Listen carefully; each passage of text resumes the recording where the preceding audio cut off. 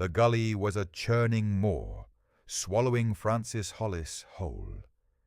Her left leg was crushed beneath a massive oak limb, the flash flood's icy grip tightening. At 72, alone in the Tennessee wilderness, she felt the life draining out of her. She closed her eyes, accepting the inevitable. Then, through the blinding rain and rushing water, a dark, three-legged shape emerged from the tree line, a ghost against the chaos. Before I continue, drop a comment telling me where you're listening to this from, and if you haven't subscribed yet, do it now. You won't want to miss the ending. The gully was a churning maw, swallowing Frances Hollis whole. Her left leg was crushed beneath a massive oak limb, the flash flood's icy grip tightening. At 72, alone in the Tennessee wilderness, she felt the life draining out of her. She closed her eyes, accepting the inevitable. Then, through the blinding rain and rushing water, a dark, three-legged shape emerged from the tree line, a ghost against the chaos. The air hung heavy with the smell of damp earth and unwashed animals. It was a Saturday, the kind of day in rural Tennessee when folks gathered for the monthly livestock and salvage auction, more for gossip than for deals. In a field churned to mud, a motley collection of goats, chickens, and one-eyed dogs went for a song. Most of the bidders were men, their faces weathered, their hands calloused, their eyes quick to size up a bargain or dismiss a burden. Frances Hollis, a woman of 72 years with a back as straight as a pine and eyes that had seen too many hard seasons, stood by the back fence. She wasn't looking for anything in particular, just observing, as was her way. The auctioneer's voice was a rhythmic drone, spitting out numbers. "Hurry! Hurry! Hurry!" He gestured to a cage set apart from the others, a hush falling over the usual chatter. Inside, huddled in a corner, was a creature that barely registered as an animal, let alone a wolf pup. It was just a knot of matted, dirty fur, ribs stark beneath thin skin. Its left front leg was gone, leaving an angry, unhealed stump that was visibly swollen and seeping. Its eyes, rimmed with discharge, held a glazed, furious fear, and a low, guttural snarl vibrated through its tiny body. It was maybe 4 or 5 months old, but looked ancient with suffering. The auctioneer sighed. "Next up, folks, got ourselves a little nuisance here. 3-legged timber wolf pup. Caught in a trap, leg was gone when they found it. Had to hack the rest off. Ain't got no use. Aggressive, clearly sick. Gonna be dead by week's end, likely. Who'll give me $1 to put it out of its misery?" A ripple of uneasy laughter spread through the small crowd. Nobody moved. "$1? 50 cents?" he pressed, his voice losing its usual gusto. "Don't want it just running loose in the county, do we? Someone take it. Dispatch it proper." Silence. Then a voice, quiet but firm, cut through the drizzle. $8. All heads swiveled. It was Frances, her hand raised, steady as a rock. The auctioneer blinked, then pointed. $8 from Frances Hollis. Any more? $8 going once, twice. Sold to Frances Hollis for $8. A wave of disbelief washed over the faces of the men and women. Harold Weston, who ran the feed store, shook his head. $8 for a 3-legged devil? Frances, you gone soft in the head? Bud Hollis, a distant cousin who farmed a neighboring plot, spat into the mud. "That ain't but trouble, Frances. Gonna turn on you, mark my words. You'll waste good money on feed for that trash. Should have saved it for yourself." Another voice chimed in. "Just put it out of its misery. It ain't got no future, and neither do you if you keep that thing." A woman, clutching her purse, whispered loudly, "What's it gonna do? Fetch you a stick with 3 legs? Gonna starve itself to death anyway." Frances ignored them all. She walked over to the makeshift cage, her heart aching at the pitiful sight. The pup was still snarling, a tiny, ragged ball of misery. She paid the $8, a sum that, while small, was a noticeable chip out of her careful budget. As she carefully lifted the light, surprisingly still body of the pup, shielding its raw stump from further injury, she could feel the heat of angry infection radiating from it. The whispers followed her like flies. "That ain't no dog, Francis. That's pure wild. You can't tame that kind of evil."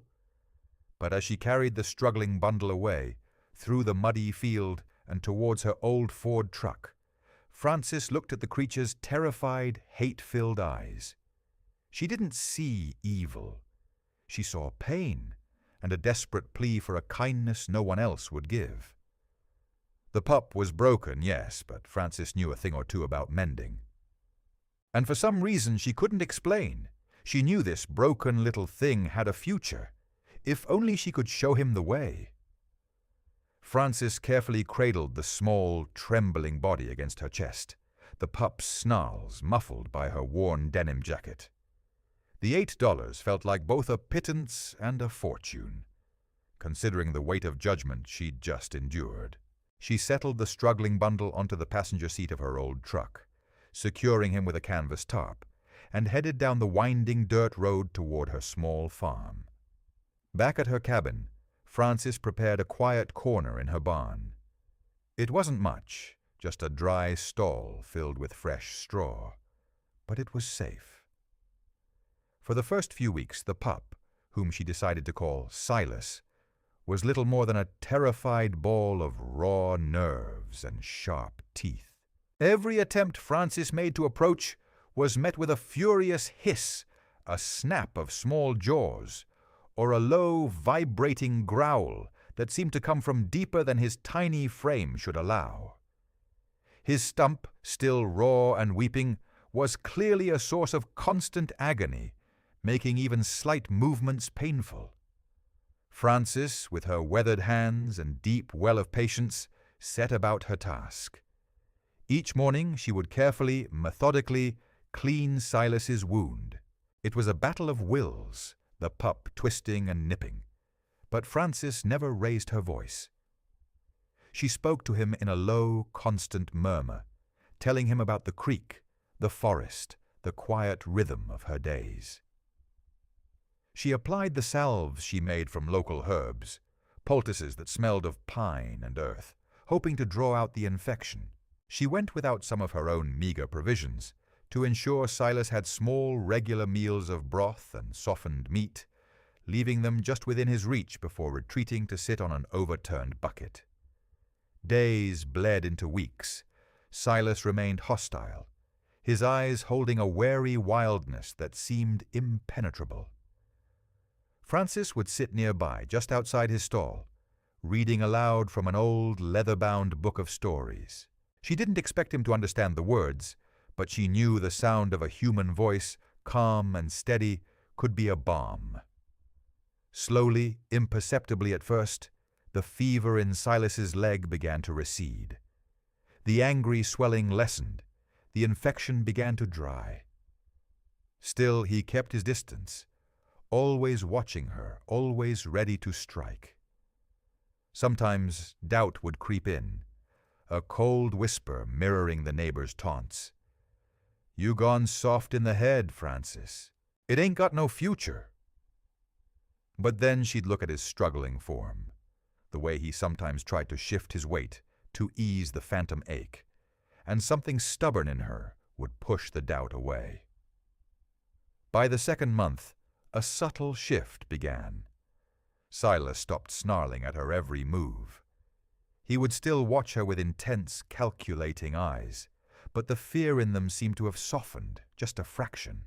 He started eating while she was still in the room, no longer waiting until her back was turned, the sound of his lapping a small victory.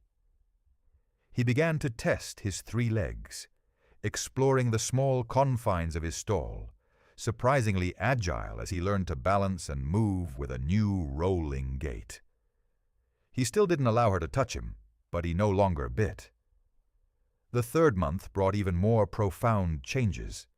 Francis started calling him by his name, Silas, and sometimes, if she spoke softly enough, a tentative whimper would replace his customary growl. He was growing fast, his matted fur slowly replaced by a sleek, healthy coat of gray and rust. His eyes, once glazed with pain and terror, now held a deep intelligence, observing her every move. He began to nudge her hand with his nose, a soft, almost imperceptible gesture, when she offered food. Little by little, the wall between them began to crumble. Francis started taking Silas on short walks around her property. He stumbled at first, unused to the uneven ground, but soon an uncanny balance developed. He learned to navigate the rocky paths and grassy slopes with remarkable speed, almost as fast as a four-legged animal, despite his missing limb. He explored the scents of the forest, his ears twitching, his instincts blossoming, but he always stayed close to Francis, turning back if she lagged. One stormy evening, a sudden gust of wind ripped through the valley, sending a heavy tree limb crashing down near the barn with a thunderous crack. Silas, startled, let out a sharp yelp. Instead of bolting into the protective darkness, he limped directly to Francis, pressing his head against her leg, a soft, rumbling whine vibrating through his chest. Francis knelt, her hand finding the thick, warm fur on his neck. She felt the shudder that ran through him, a mixture of fear and something else entirely. She stroked him gently, feeling the solid muscle beneath her fingers, and a silent, profound understanding passed between them. It was a promise, unspoken but deeply felt. By the end of that first year, Silas, though still inherently wild, moved like a watchful, protective shadow wherever Francis went on her land. He roamed freely, his 3 legs carrying him silently through the woods. But he always returned to the warmth and safety of her barn, or a den he'd dug close by her cabin. He was no longer a broken pup, but a formidable creature, fierce in loyalty, a testament to a kindness no one else had believed in. Years passed since that first year, turning the once sickly pup into a magnificent, fully grown eastern timber wolf. Silas carried his 3 legs not as a burden, but with an almost regal grace. His movements through the dense undergrowth of Francis's woods were silent, a blur of strength and agility. He'd bound over fallen logs, his powerful hind legs propelling him forward, his stump no longer a raw wound, but a smooth, healed scar, a part of his unique gait. His coat, once matted and dull, had grown thick and luxurious, a mosaic of grizzled gray, rich russet, and deep charcoal, shimmering with health in the dappled sunlight. His eyes, the color of amber, held an intelligence that startled anyone who caught his gaze, a depth that spoke of ancient wildness, tempered by an even older bond. Francis would often find him waiting for her, not in the barn, but at the edge of the clearing, near the old wire fence that marked the boundary of her property. He wouldn't bark or even whine. He would simply be there. A silent, watchful sentinel, his head tilted slightly, observing her with an unwavering intensity. It wasn't a demand for food or attention, but a quiet presence, a shared moment of the morning mist or the evening chill. One crisp autumn morning, as Francis walked out to tend her small garden, Silas emerged from the tree line, and for the very first time came directly to the fence without her calling. He didn't pace or whimper. He just stood there, his massive head lowered, nudging the weathered wood with his nose. Francis reached out a trembling hand, her fingers brushing against the coarse fur of his muzzle, and he didn't flinch.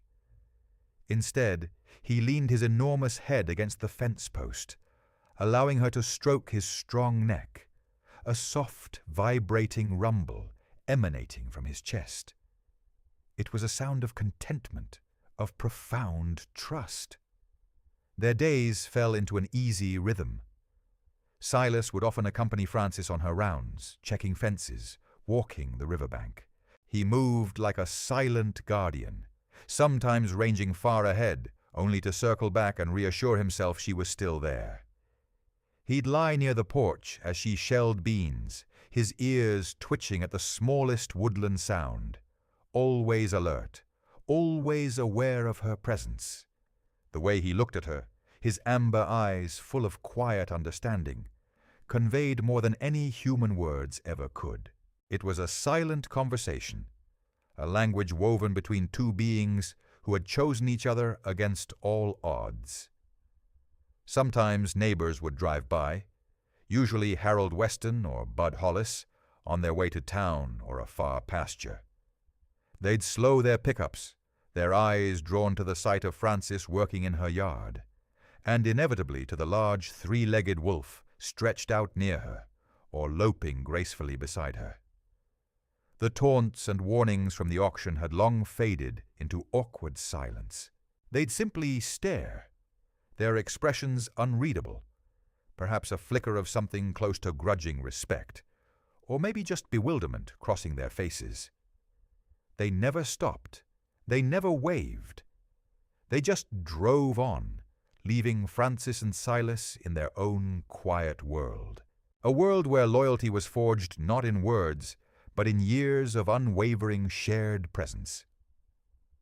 The peace of that shared world held fast for many more seasons, but even the most steadfast routines can be broken by the raw power of nature. One late autumn afternoon, an unseasonal chill settled over the foothills, bringing with it a sky the color of bruised plums. The air grew heavy, pregnant with rain, and then it broke. Not a gentle shower, but a relentless, roaring deluge that hammered the corrugated tin roof of Frances's cabin like a drum solo. Frances had been out in the barn, patching a leaky section of the roof, when the true force of the storm hit. Rain sluiced down, turning the usually gentle creek that bordered her property into a churning, muddy monster. Her old tractor, a loyal but temperamental beast, was parked a little too close to the riverbank. She knew she ought to move it to higher ground, had been meaning to for days, but other chores always seemed more pressing. Now, the rising water filled her with a cold dread. The tractor was old, yes, but it was her lifeline for tending the land, her only heavy equipment. Losing it to the flood would be a blow she couldn't afford. Pulling her waterproof slicker tighter around her, Frances ventured out, her boots sinking into the rapidly softening earth. The wind whipped at her, tearing at her hood, and the roar of the river was almost deafening. She fumbled with the key, the old diesel engine sputtering to life with a cough and a wheeze. She eased the clutch, trying to get it moving, but the wheels spun uselessly in the muck. The ground beneath the tractor, saturated and unstable, began to give way, not slowly, but with a sudden, sickening lurch. A patch of earth, weakened by the ceaseless rain and the river's aggressive erosion, collapsed.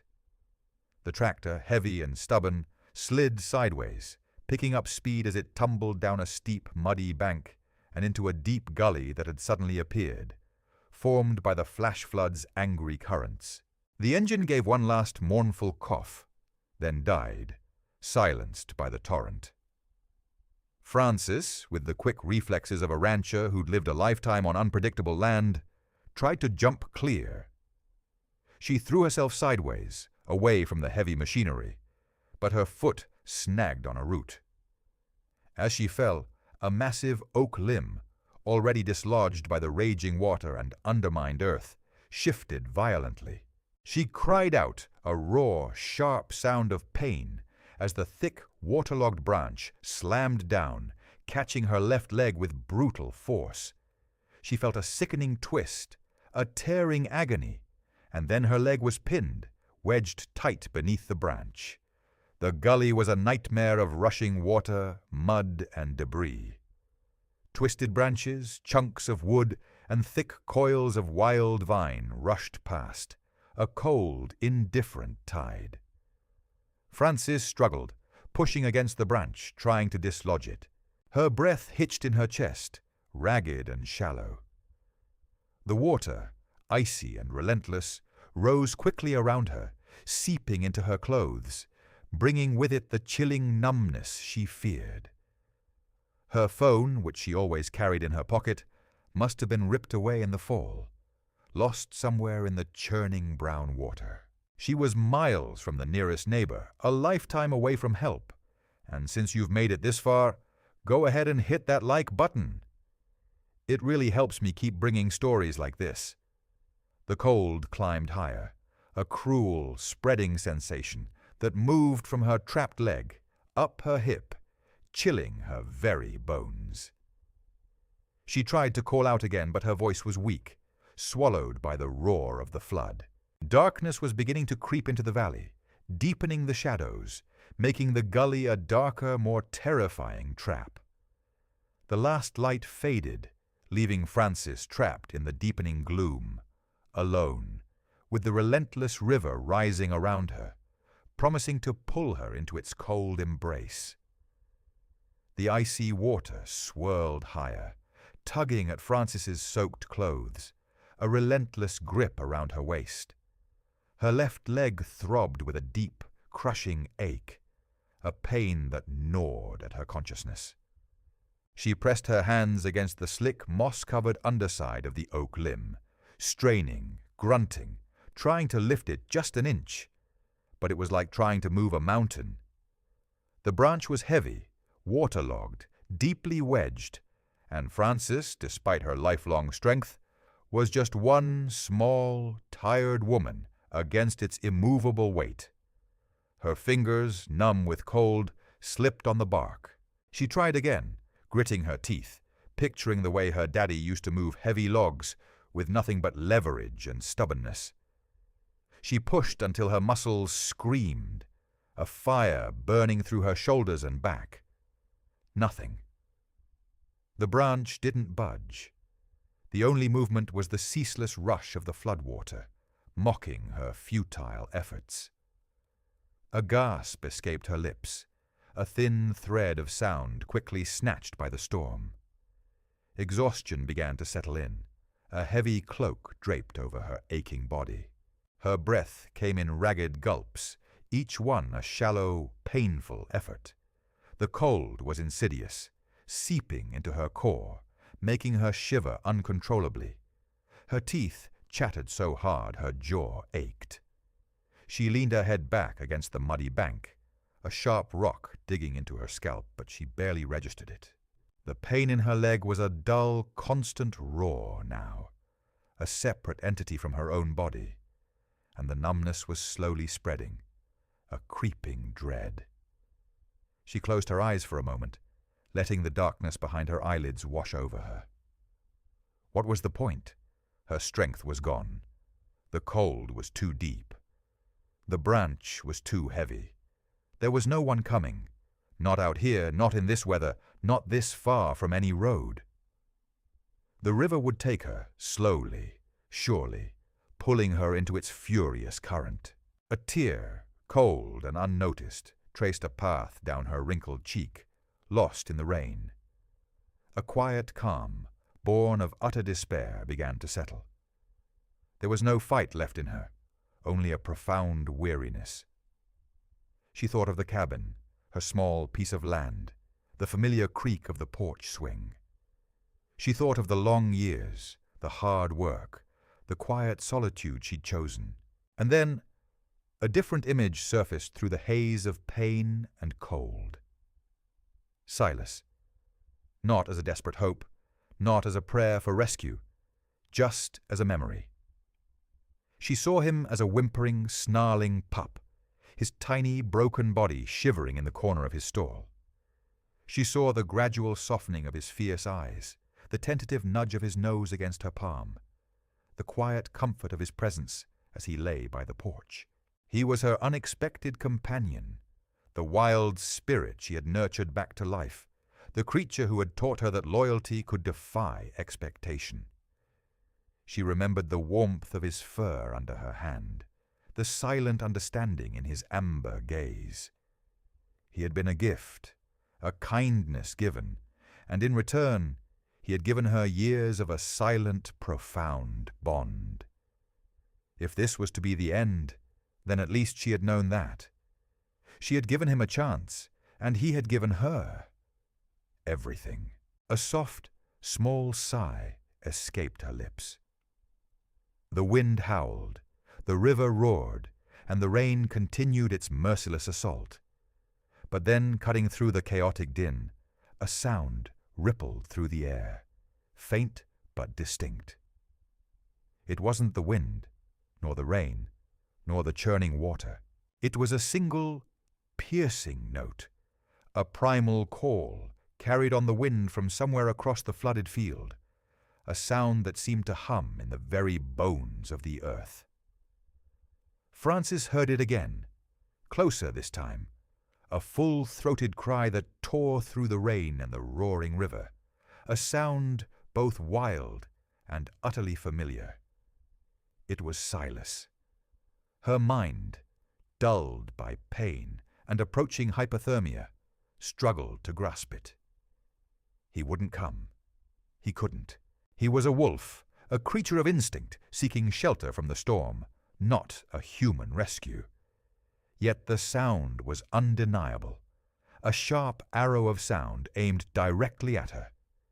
Then a flicker of movement above her, against the dark, churning sky. A large, dark shape materialized at the gully's edge, a ghost against the chaos of the storm. Silas. He stood there for only a second, his powerful silhouette etched against the bruised light, his amber eyes piercing through the gloom, finding her instantly. There was no hesitation, no fear in his stance, only an intense, unwavering focus. He let out a low, urgent whine, a sound of profound distress that went straight to Francis's chilled heart. Despite his 3 legs, he began to navigate the treacherous, slippery slope of the gully. Each movement was deliberate, powerful, his remaining front leg digging into the mud, his hind legs bracing, propelling him downward. Mud splattered around him, but he never faltered, moving with an impossible grace that defied the unstable terrain. He reached her side, his heavy breathing ragged above the gurgle of the water. His massive head dipped, sniffing at her face, then moving to her trapped leg, a low growl rumbling deep in his chest. It wasn't a threat, but a primal sound of frustration, of pure protective fury at her plight. He clamped his powerful jaws onto the thickest part of the oak limb, just above where her leg was pinned. He pulled, muscles knotting and rippling beneath his thick fur, bracing his 3 legs against the muddy bank. He strained, a snarling effort that churned the water around them, but the branch was too heavy, too deeply wedged. It barely shifted. A frustrated, guttural sound tore from his throat. He released the branch, panting, his eyes sweeping frantically across the scene, taking in the rising water, the treacherous mud, the immovable weight. Silas began to circle, a quick, almost desperate dance around the trapped Francis. His gaze, sharp and analytical, swept over the debris-strewn gully. His ears flattened slightly, processing the sounds, the smells, searching for a solution. His frantic circling stopped suddenly.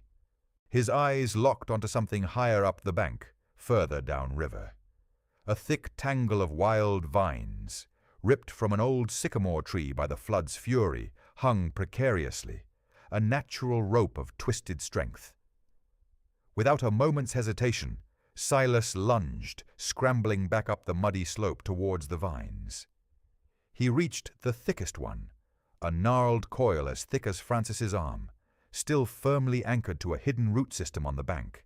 He clamped his powerful jaws onto it, a grip that could crush bone. He braced his 3 legs against the unstable ground, digging his claws deep into the mud, his body taut with effort. With a series of powerful, synchronized tugs, he began to pull. The vine vibrated, stretched, and then slowly, agonizingly, the root system it was attached to began to strain. The ground around it groaned. A faint grating sound reached Francis. The oak limb, previously unmoving, shifted. It was barely an inch, but it was enough. With a surge of adrenaline she didn't know she had left, Francis screamed, a raw, primal sound of pain and desperate hope, and wrenched her leg with all her might. The branch grated, scraping against the earth, and then, miraculously, her leg came free. Pain exploded through her, a blinding, white-hot agony that made her head swim, but she was free. Silas let out a sharp, triumphant bark, a sound that cut through the storm. He loosened his grip on the vine, but kept it taut, his eyes fixed on Francis.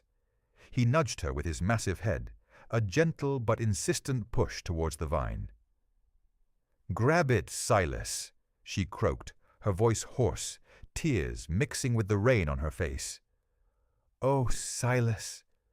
She fumbled, her hands shaking, her injured leg screaming with every small movement. She wrapped her fingers around the coarse, wet vine, using it to haul herself up just enough to get some leverage. Silas, still holding the vine, began to pull again, slowly, methodically. He acted as her anchor, his 3-legged stance surprisingly stable against the current. Inch by painful inch, Francis dragged herself through the sucking mud, her injured leg trailing uselessly. He moved backward, carefully, constantly checking on her, his amber eyes never leaving her face. He tugged, then waited for her to gain purchase, then tugged again. Slowly, agonizingly, they ascended the gully, away from the rising, churning water, towards the higher, safer ground. Francis pushed, pulled, and dragged herself, muscles screaming, until finally, with a last, desperate heave, she flopped onto the slick, muddy bank, out of the gully's churning maw. The rain still lashed down, but the immediate threat of the rising water was behind her. She lay there for a moment, chest heaving, every part of her body a dull, throbbing ache. Silas nudged her head gently with his nose, a soft, low whine rumbling in his chest, a sound of relief and concern. "Oh, Silas," she whispered, her voice raw, reaching out a trembling hand to stroke his wet fur. His coat was coarse and heavy with rain, but the warmth radiating from him was a comfort. "You saved me, boy. You truly did." She pushed herself up, wincing as she put weight on her left leg. It folded beneath her like a rag doll, the pain shooting through her, blinding and sharp. She fell back with a grunt.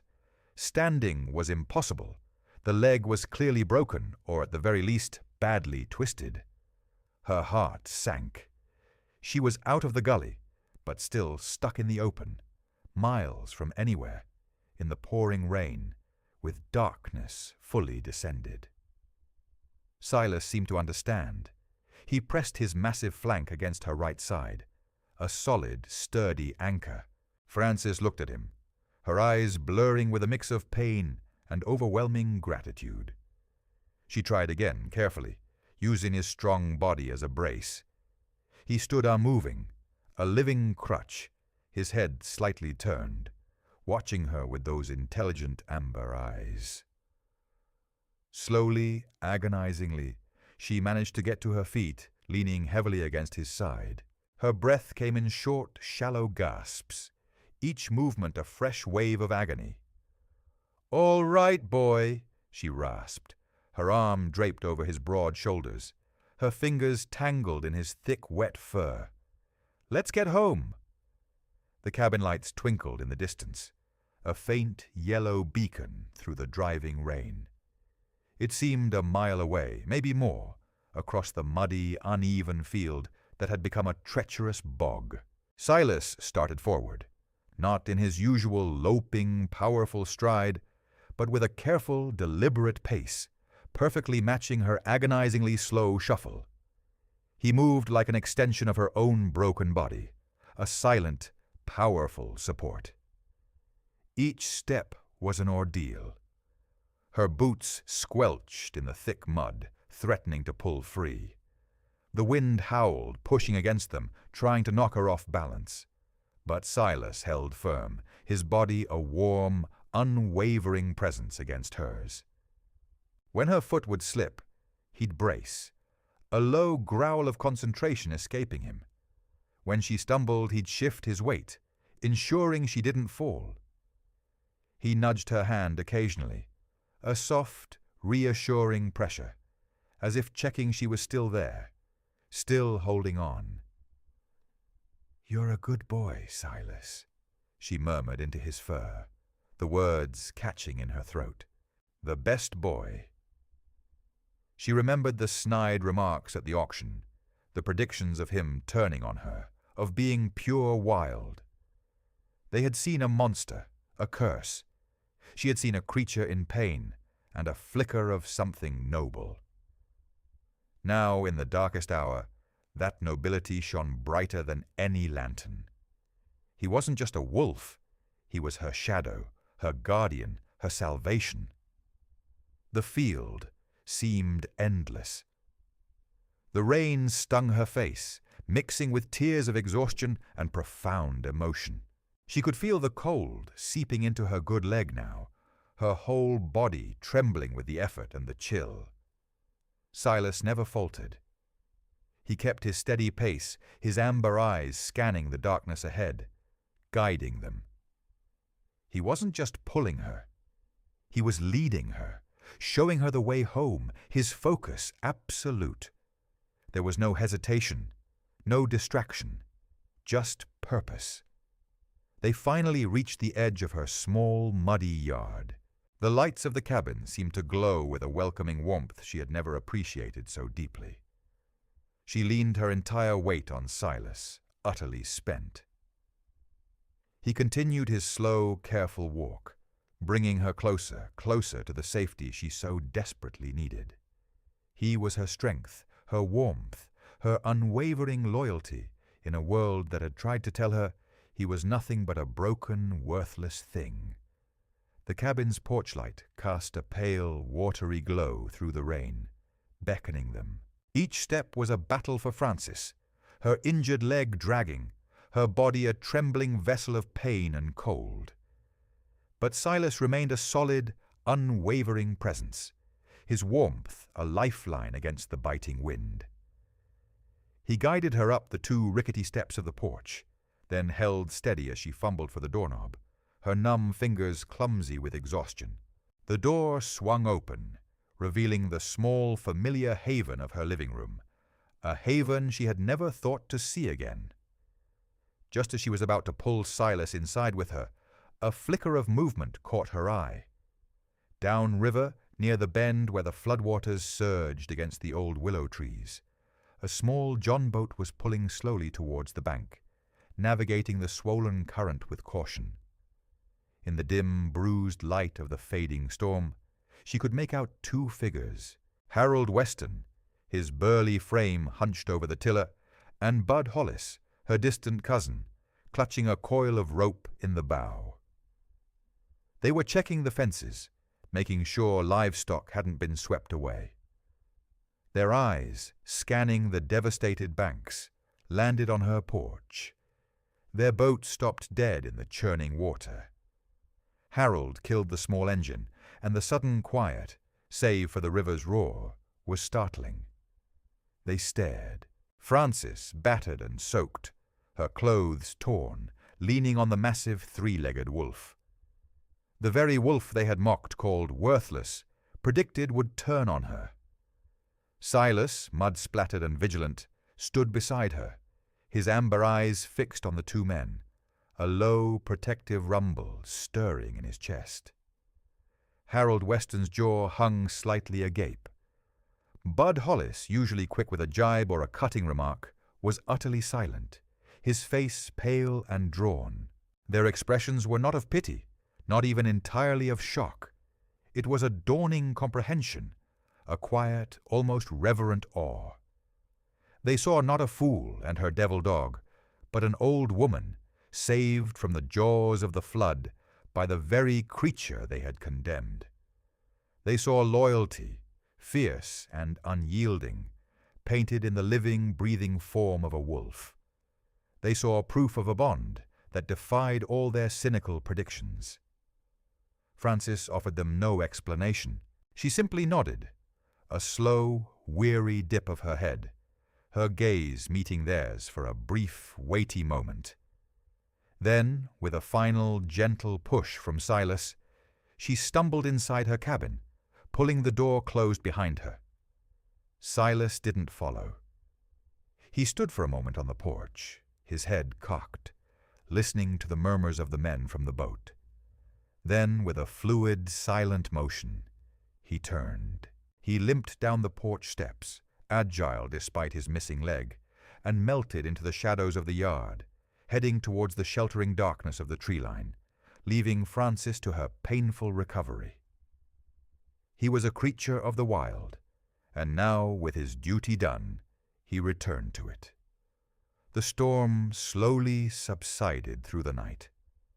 By morning, the river had begun to recede, leaving behind a thick layer of mud and debris. Frances, her leg splinted as best she could with a broom handle and strips of an old sheet, lay on her sofa, wrapped in a quilt. A long, painful day passed.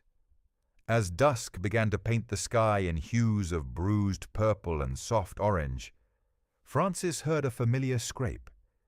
She looked towards her window. Harold Weston stood by her pasture fence, his back to the road. He wasn't looking at her cabin. He was looking out into the field towards the edge of the woods where Silas sometimes denned. He just stood there, his hands in his pockets, silent, unmoving. He didn't call out, didn't try to approach the cabin. He simply watched, a figure etched against the twilight, a witness to something he now understood could not be spoken, only deeply felt. If this story moved you, subscribe to the channel, leave a like, and share it with someone who needs to hear this today. Your support is what brings these stories to more people. The cabin's porch light cast a pale, watery glow through the rain, beckoning them. Each step was a battle for Frances, her injured leg dragging, her body a trembling vessel of pain and cold. But Silas remained a solid, unwavering presence, his warmth a lifeline against the biting wind. He guided her up the 2 rickety steps of the porch, then held steady as she fumbled for the doorknob, her numb fingers clumsy with exhaustion. The door swung open, revealing the small, familiar haven of her living room, a haven she had never thought to see again. Just as she was about to pull Silas inside with her, a flicker of movement caught her eye. Downriver, near the bend where the floodwaters surged against the old willow trees, a small john boat was pulling slowly towards the bank, navigating the swollen current with caution. In the dim, bruised light of the fading storm, she could make out 2 figures, Harold Weston, his burly frame hunched over the tiller, and Bud Hollis, her distant cousin, clutching a coil of rope in the bow. They were checking the fences, making sure livestock hadn't been swept away. Their eyes, scanning the devastated banks, landed on her porch. Their boat stopped dead in the churning water. Harold killed the small engine, and the sudden quiet, save for the river's roar, was startling. They stared. Frances, battered and soaked, her clothes torn, leaning on the massive 3-legged wolf. The very wolf they had mocked, called worthless, predicted would turn on her. Silas, mud-splattered and vigilant, stood beside her, his amber eyes fixed on the 2 men, a low, protective rumble stirring in his chest.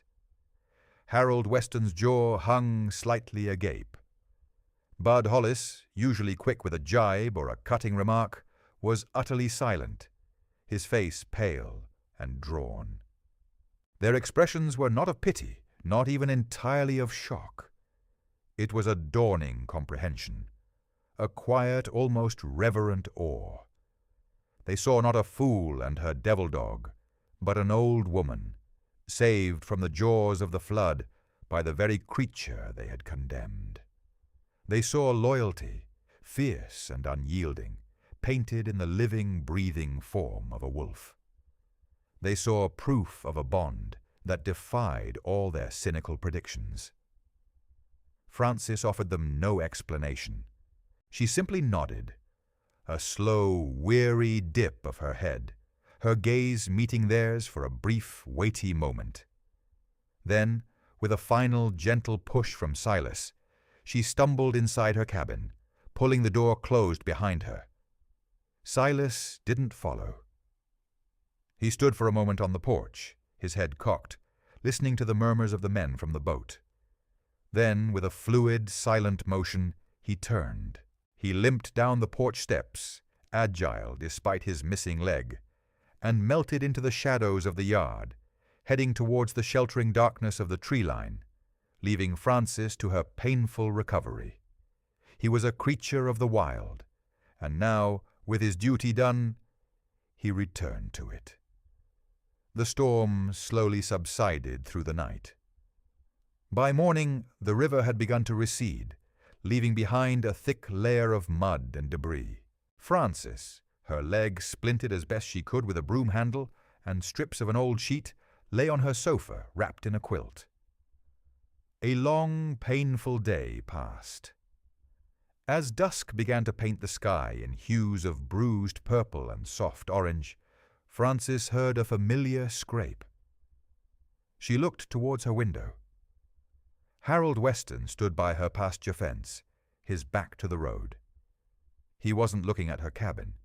He was looking out into the field, towards the edge of the woods where Silas sometimes denned.